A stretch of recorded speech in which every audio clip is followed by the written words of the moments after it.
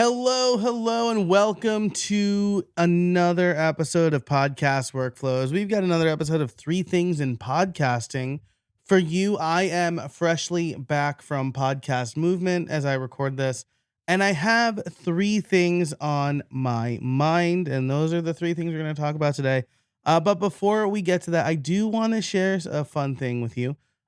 My friend Chanel uh, reviewed or audited basically my website for newsletter growth, and she gave me some pretty incredible feedback that basically the whole homepage was terrible.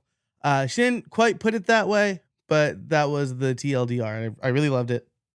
So I redesigned the homepage. I took her advice here. I added trust logos and then recommended articles and latest articles and the podcast.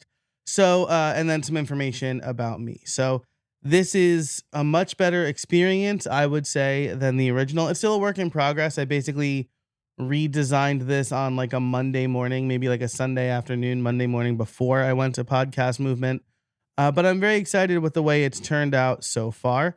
And I'm excited now that I'm back in the office to see how well it does. But one of those articles is what I'm thinking about after Podcast Movement. And those are the three things I want to talk about today. So let's dive into it. So these are the three things I'm thinking about after Podcast Movement: show segments, masterminds, and community. So let's go with number one here, segments for shows. I was having a conversation with someone during a brain date. I think brain dates were the best thing at Podcast Movement. It's basically you can set up your own sessions in this area with tables, and up to 5 people can sign up to sit with you on this topic you've selected. So all of mine were about process improvements and automation. I held 3, and then you could also set up one-on-ones. I think I had 3 or 4 one-on-ones.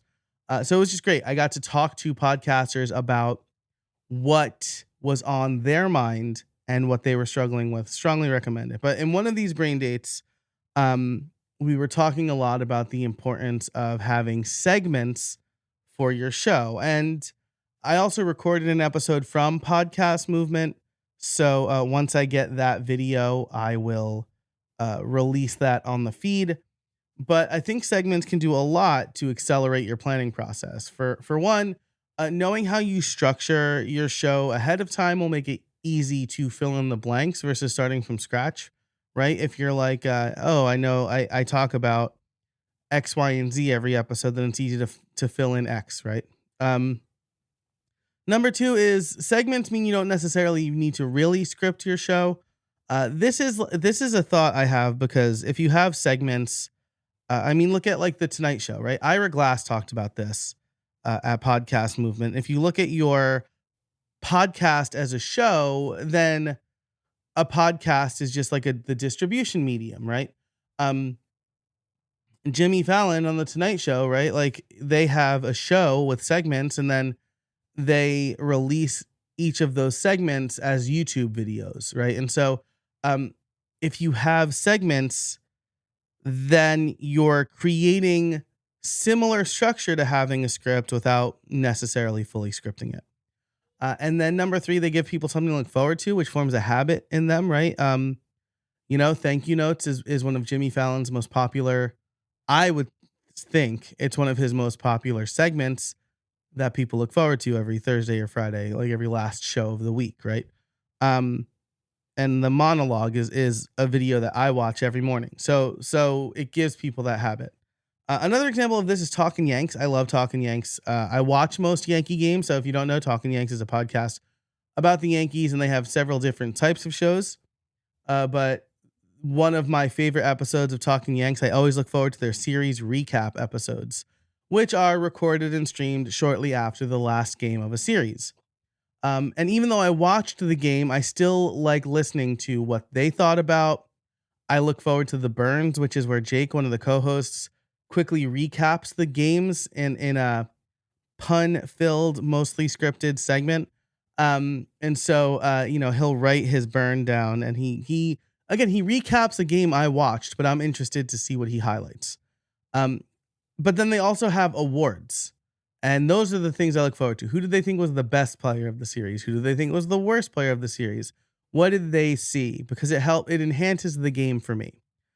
So this is something I'm thinking about, something I would encourage you to think about for your podcast is how can I make my episodes, especially the solo episodes, more segmented? I think that this show is or at least the three things is very clearly segmented.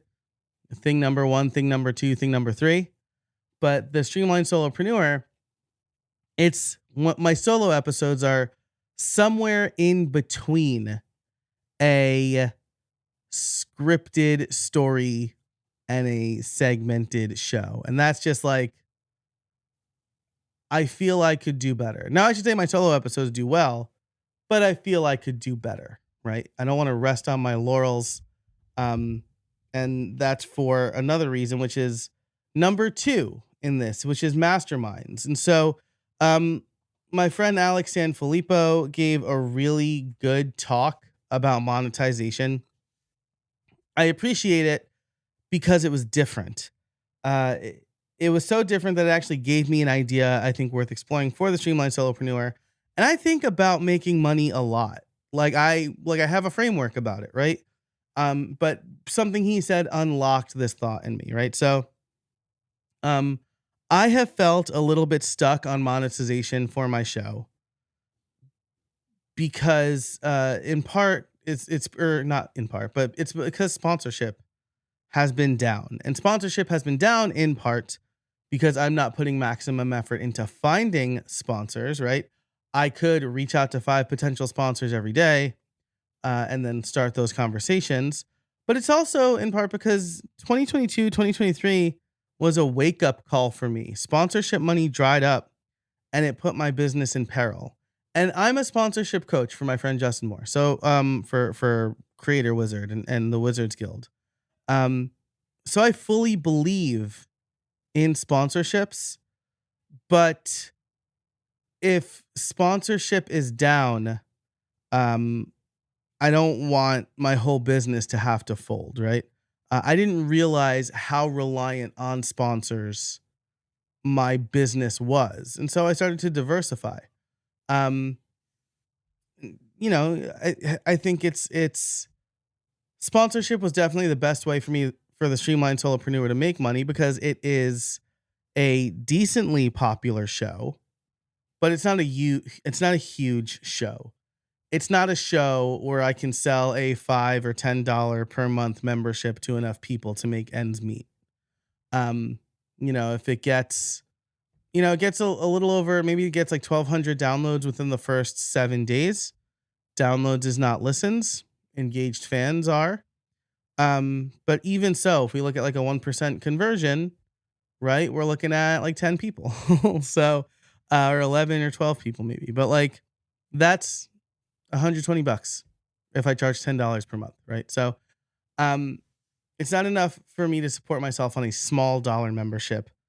And the show also isn't fully aligned with my coaching services, right? My main business is helping podcasters. That's what this show is about. When the Streamlined Solopreneur started, it was called How I Built It, and my intention was to ask developers how they built tools and then make courses. Like it was originally designed to help promote my online courses. But then it got sponsored and I failed in a couple of places. I didn't think I should be promoting my stuff when I had sponsors, and that was an incorrect thought. I didn't build my mailing list soon enough, and that was an incorrect thought. But then I switched the scope of this show to talking to busy solopreneur parents, the Streamlined Solopreneur, not this show. And that, that's not something that I've focused my business around. I've niched down to help podcasters save time producing their podcast. And I've spent a lot of time building my authority around that. So the audience for Streamlined Solopreneur, busy solopreneurs, probably parents, may or may not have a podcast. And this is where Alex's advice comes in. He mentioned that one way to monetize would be to start promoting your coaching services or doing a mastermind group. And I don't know why I never thought of this, right? But I think this could be, it's definitely worth exploring. I'm not going to sit here right now and say, this is it. This is going to make me thousands of dollars per month. But I think it's worth exploring. And this is why I think having a podcast mission statement is so important. I know exactly who the Streamlined Solopreneur helps. So if I can figure out a way to add more value for them, either through a community or a mastermind group, that could be a big boost for me and for my audience. And this is definitely a higher dollar membership, right? Which means that, let's say I can get 10 people listening to join at $100 a month. That's $1,000. That's an extra $1,000 per month, right? And so it makes that endeavor worth it, right? Because at the very least, between that and sponsorship, the show is well in the black, right? And so I want to really think about that more, especially in conjunction with the third thing, which is podcast communities. Podcast communities are a must. Before I left for Podcast Movement, I talked in my newsletter about feedback and communities and how hard it could be to build one and how I'm thinking about that more.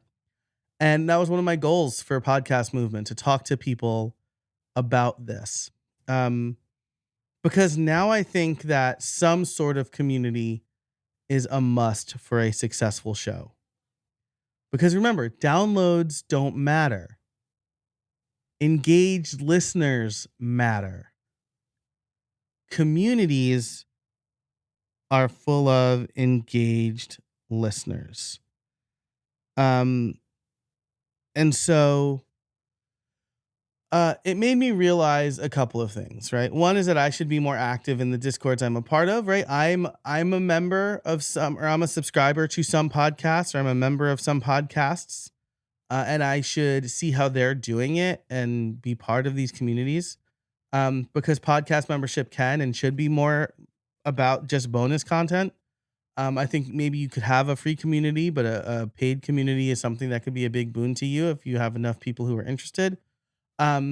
Either way. And I know they're hard, and finding the right tool can make them easier, right? And this is the other thing that kind of part of this podcast communities are a must, the third thing here. I had a really great candid conversation with Pat, the founder of FanList.